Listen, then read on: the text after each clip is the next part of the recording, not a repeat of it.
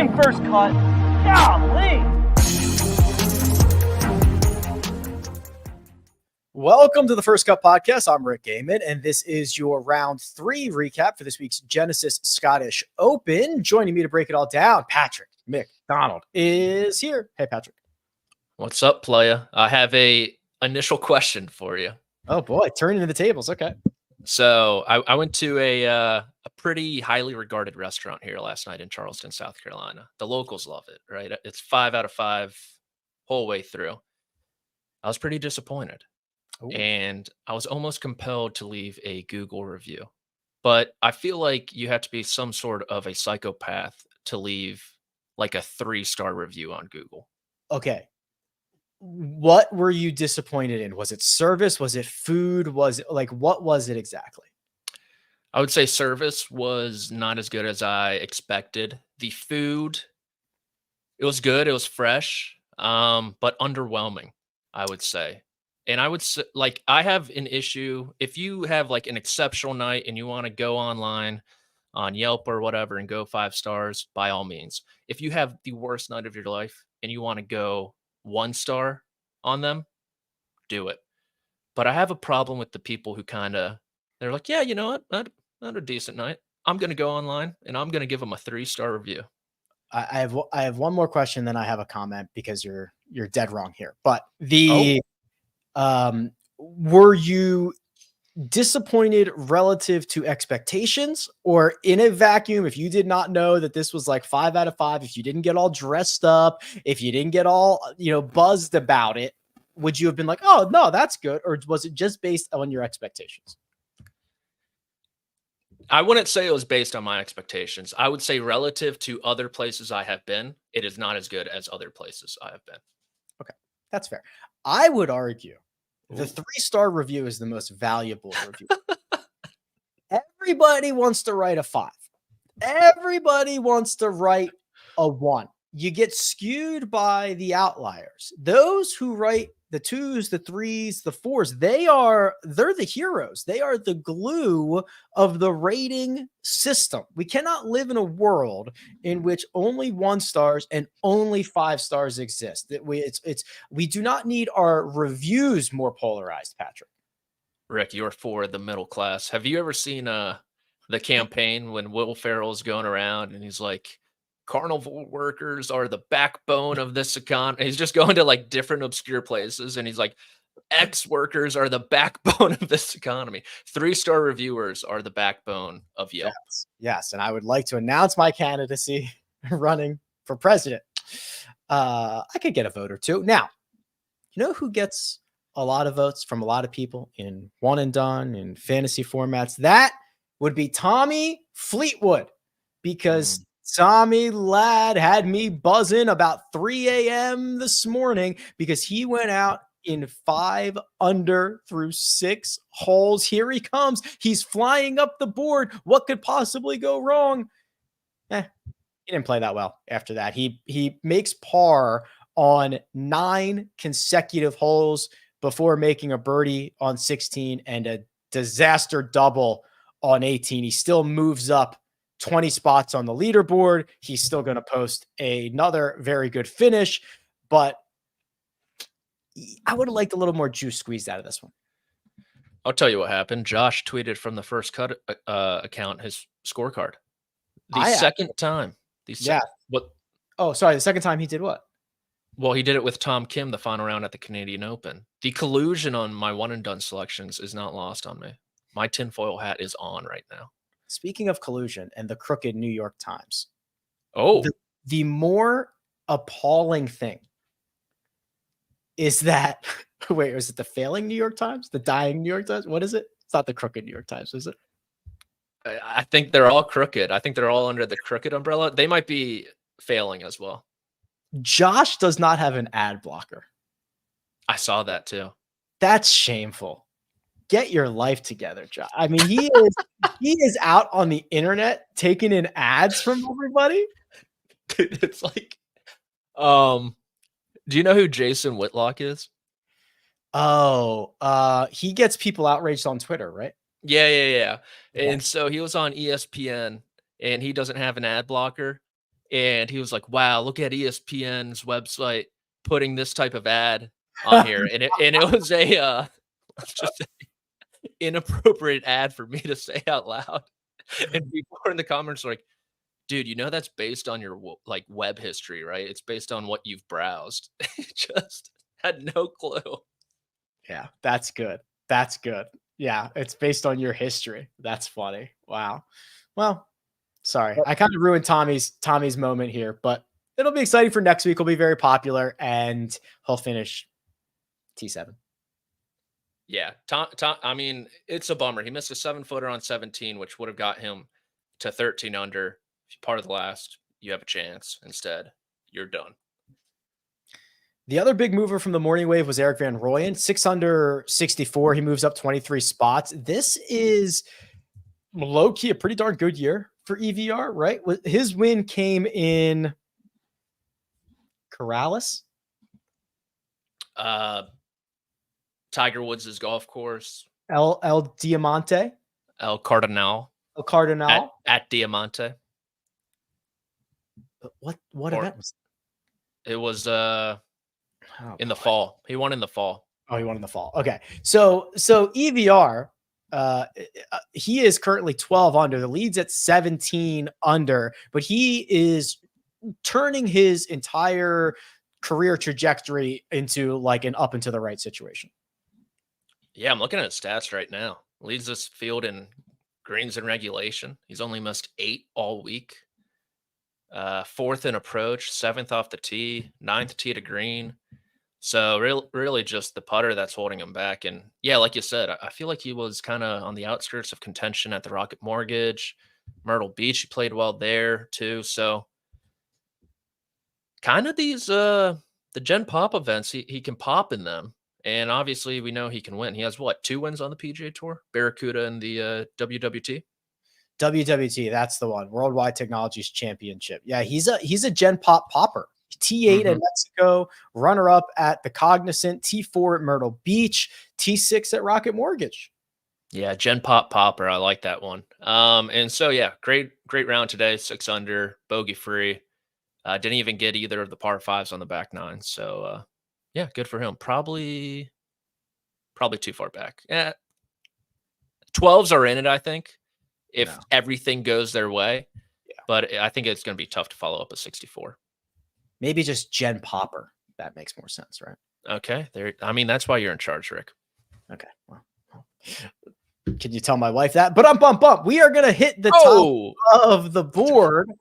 Talk about how this thing is shaping out. We've got the big boys up top. We have a chance for a Scot to win the Scottish Open. But first, we're going to take a quick break and hear a word from our partners. We need your sports news anywhere. We've got breaking news to bring you. Then get your sports anytime you want them. Big trade news overnight to discuss. Because we know you need sports all the time. A lot of movement in the rankings this week. A legend adds to their legacy. We're bringing you that breaking news right here on HQ. CBS Sports HQ, anywhere, anytime, all the time.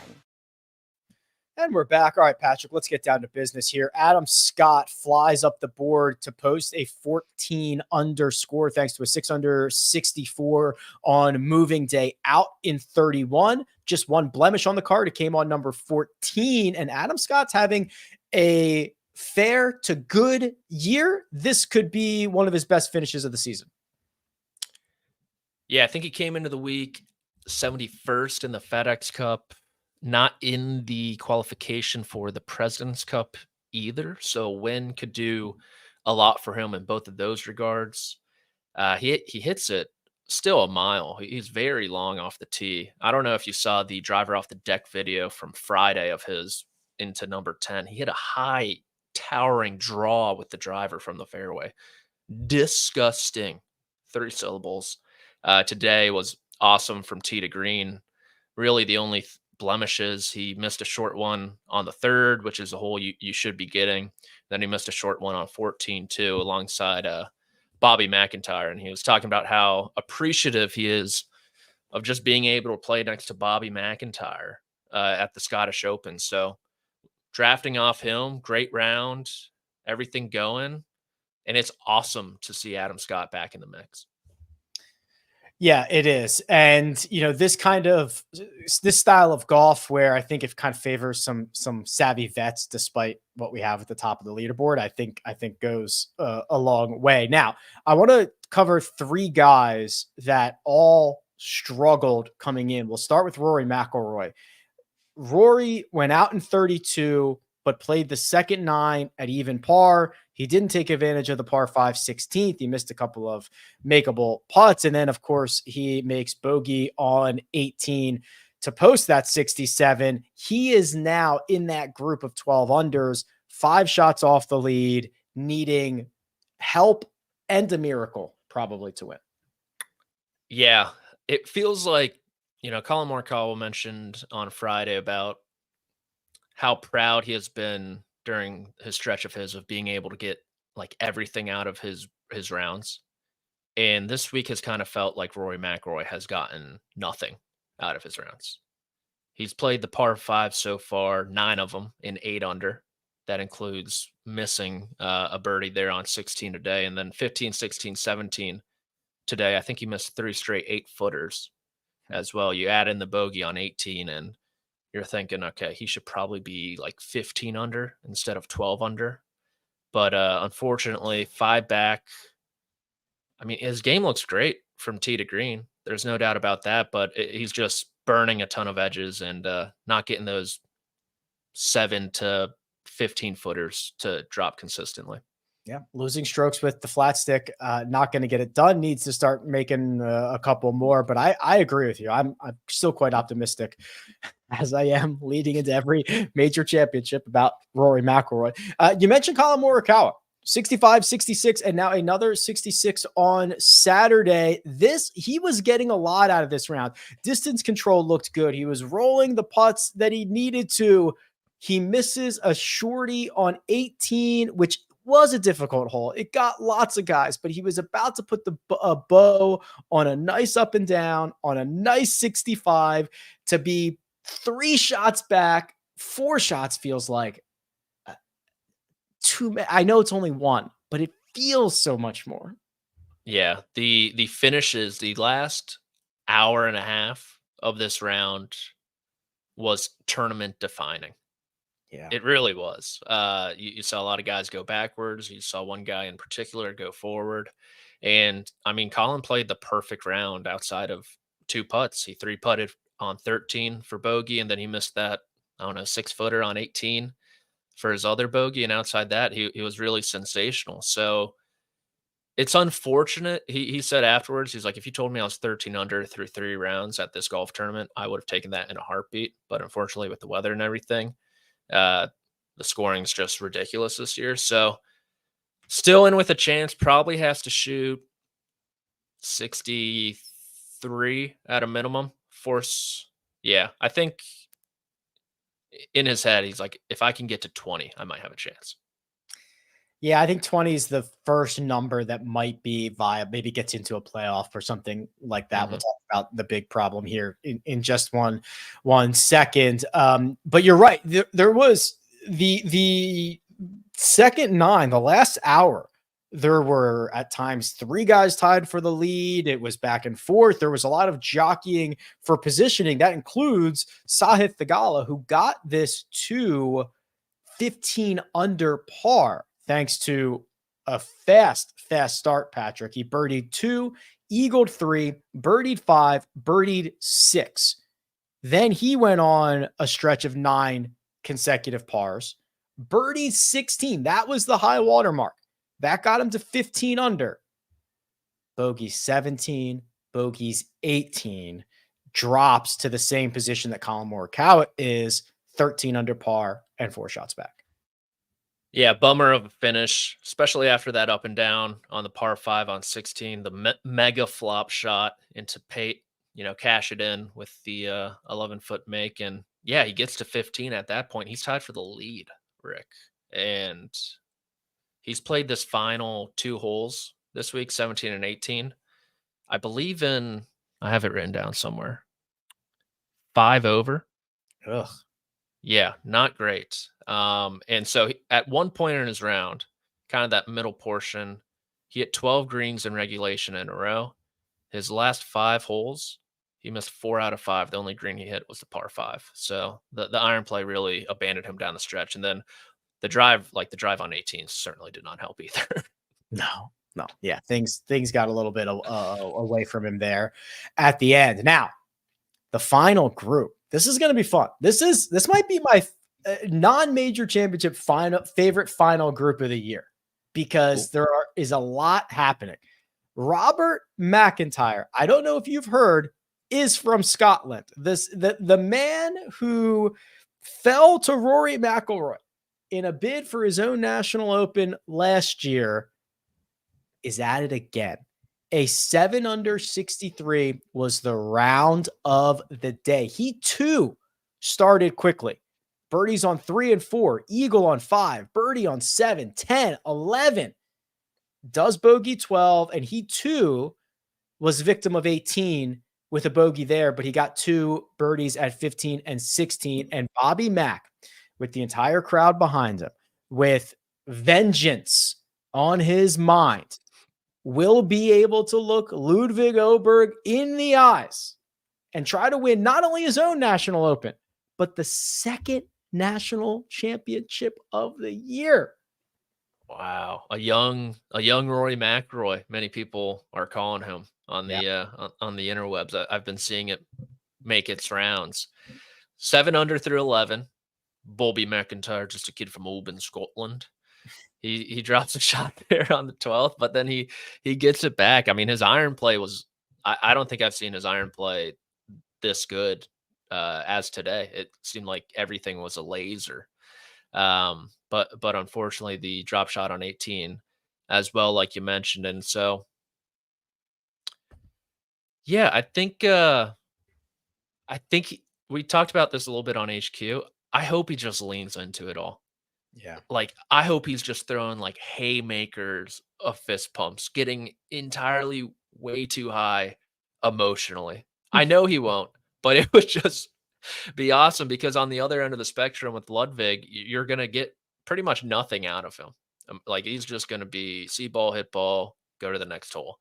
And so it's been he had his first 11 greens in regulation, missed 2 greens total. I guess 18 was a 3-putt. I missed that.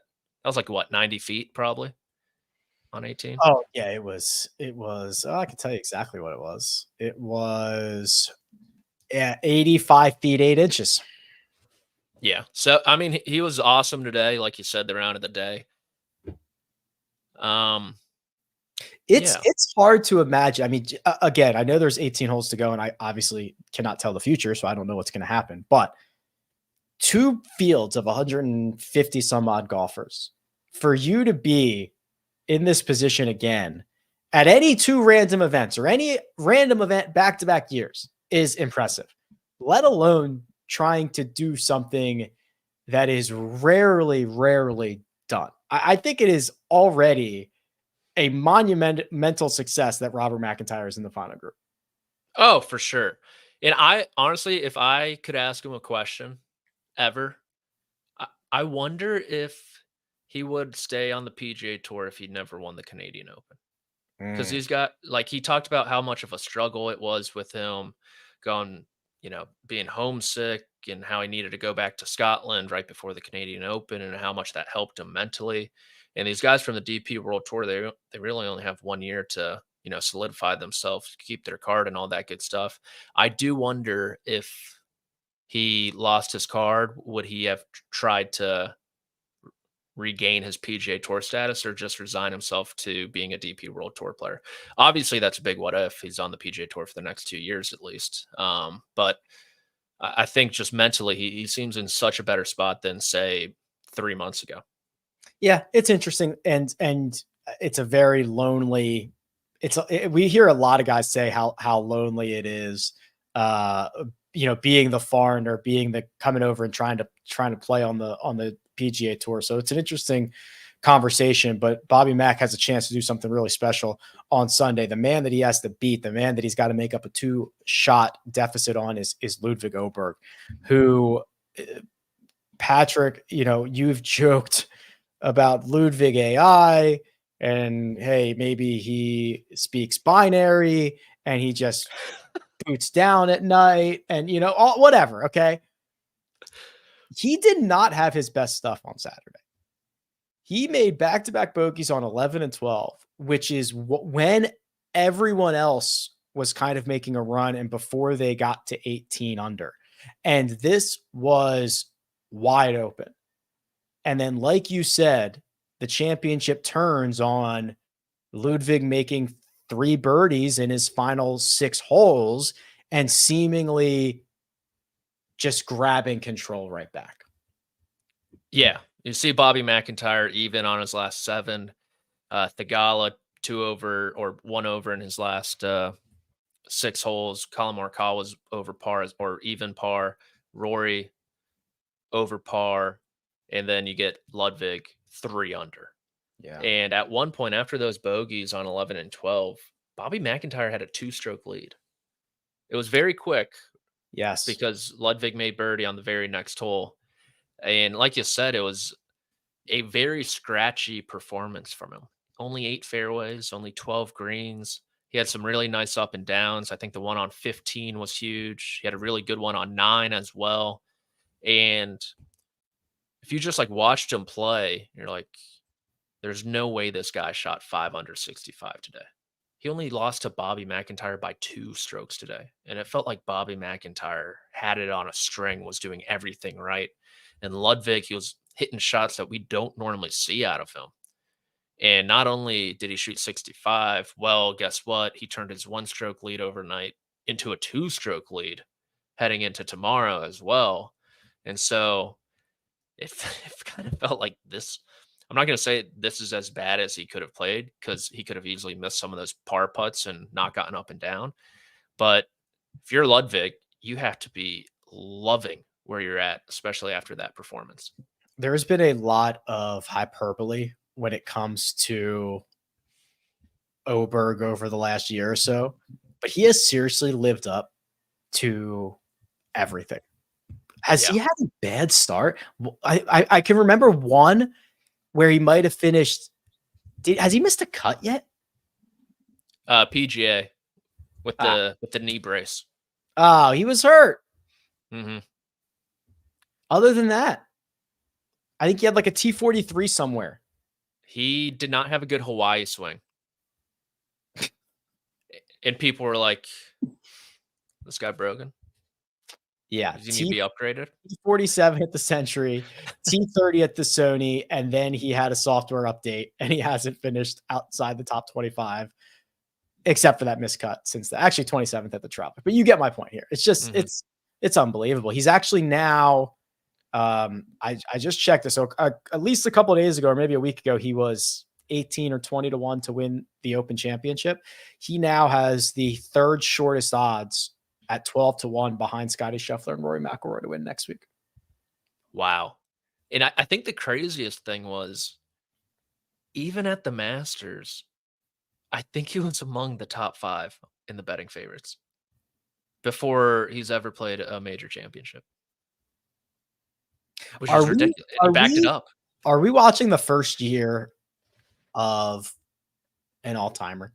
Or like how excited should I really be? Historically. Let's see. The thing is, it's weird like to say like he's been awesome. I feel like he has like 5 wins. Yeah.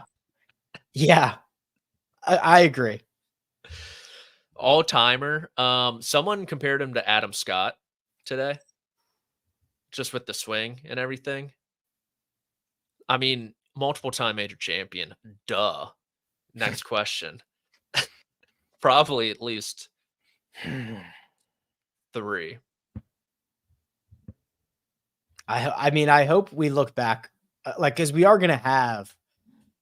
What if we look back in 20 years, we dig up these tapes that are, I don't know where they are, but imagine us talking about the first year of Tiger Woods. Now, I'm not saying Ludvig is Tiger, but you know what I mean? Like, I feel like I could be saying something either very stupid or he just turns into dust and I've crowned him as the next coming. What do you think would have happened if you're like, oh, Tiger Woods over under 2.5 majors? I don't know. There's a lot of good players out A lot of there. good players in this era, you know? Fields have never been deeper. All right, I'm gonna say, I mean, the fields have never been deeper. There are a lot of good players this day and age. 2.5 for me for Ludwig's major count. Oh boy. All right. I Well, think I'd go over. let's see if he can. Let's let him get through 1 year's worth of major championships If first. he has to win this week though, for all that to happen. Well, Vegas thinks he will. -150, I think, Josh, is the last that I saw. Is that still accurate? He might be deeper than that. No, -150 with a 2-shot lead over Robert MacIntyre. Bobby Mack is 5.5 to 1. Adam Scott and Colin Morikawa are both 12 to 1. Adam Scott's 3 shots back. Morikawa is 4 shots back. Rory is 5 back. He is 14 to 1. Sung Jae, Sahith, Antoine Rosner, 16, 22, and 45. You got to make a bet tonight. It's the rules of the show. Where are you putting it?